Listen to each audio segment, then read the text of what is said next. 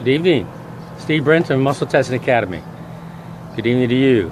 And welcome to my little or big conversation every night, however it is for you. Right now I'm at the office. I'm trying to find some good lighting here. And we're doing a muscle testing experience tonight from 7 to 9:30. Just a few more minutes. If you feel prompted, you can come on down at 5416 East Southern in Mesa. There we go. So, another great, beautiful sunset. Wow, we're just like beating the clock here on these May temperatures here. So I'm really grateful for the beauty of it, for the pleasantness of it, and for the chance to share some thoughts with you. Yesterday I shared some stories about a client. Today I want to be a little philosophical and maybe share a little story also. See if we can get the shade just right there. The thought came to me today. I did some educating myself regarding grace. It's always good to keep on awakening, enlightening, and getting further ahead along the game. And so I ran across this conversation I shared a little bit in the past, but I want to go a little bit more into it. Cheap grace versus what I call deep grace or costly grace. And cheap grace, as I understand it, is, cheap grace just covers all the sins of the world. And, people like, I'm saved, I'm full of grace, and I'm saved, and woohoo, life's good. And then they go on living their life, and they go on living like nothing has transformed. Nothing changes. Nothing is different. Nothing on the inside of themselves is different. So I call that cheap grace or silly grace.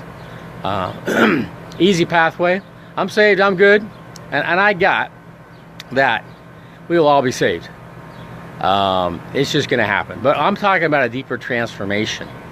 So saved is nice, and afterwards you'll go to a better place than this, and that's wonderful. But I'm talking about a deep grace that comes within us and within our bodies and our beings, that transforms our very soul and shifts who we're being and changes that, so that who I was yesterday is not who I am today.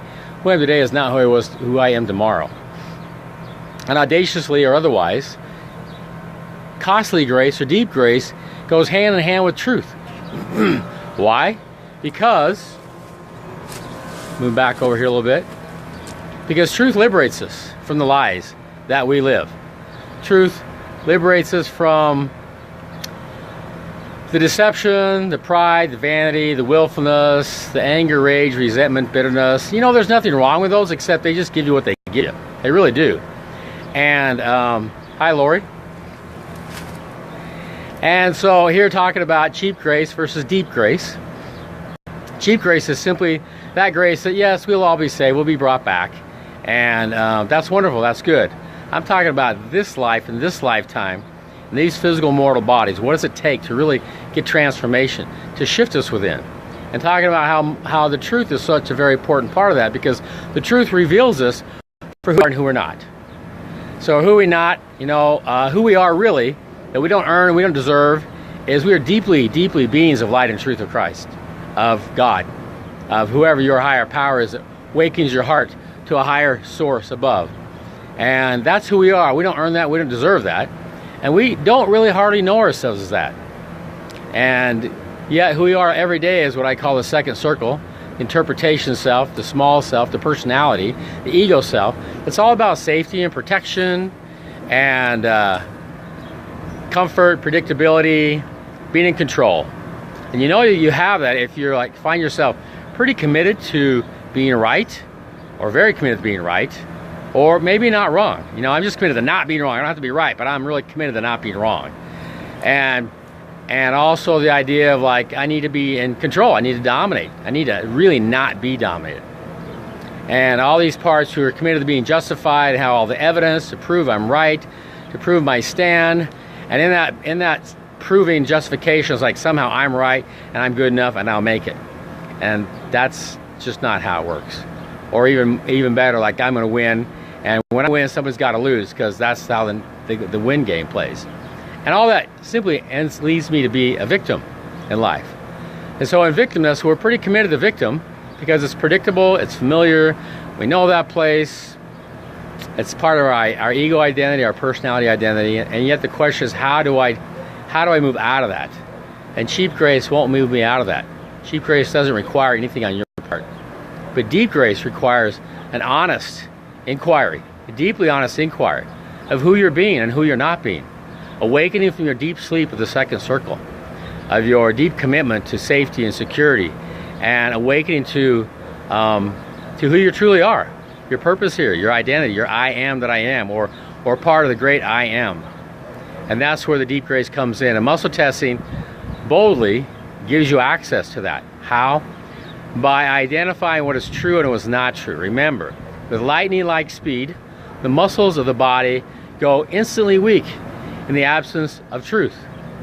The muscles of your body go instantly weak in the absence of truth. And your muscles go strong in the presence of truth, or that which supports life.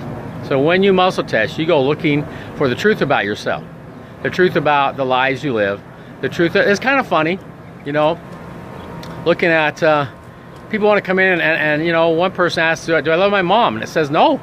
And as you talk about it, I was like, yeah, there's a real deep abiding resentment and anger towards mom. And with the muscle testing, you know, even if mom's gone already, with muscle testing, you can identify that deep abiding anger, resentment, bitterness. You can literally lift it off in a session.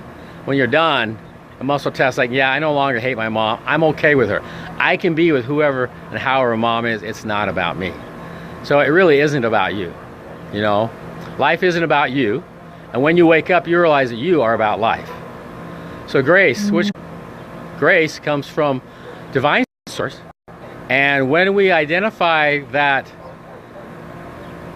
not true self, that ego, that personality, that fear, fright, and terror, the need to be right, the definitely need not to be wrong, the need to dominate and avoid domination. When you can identify that down in your unconscious, way down there, that you can't find any other way except by muscle testing, and you can lift that off. When that lifts off, true grace, deep grace, immediately enters into that space, clears it up, cleans it up, makes it whole.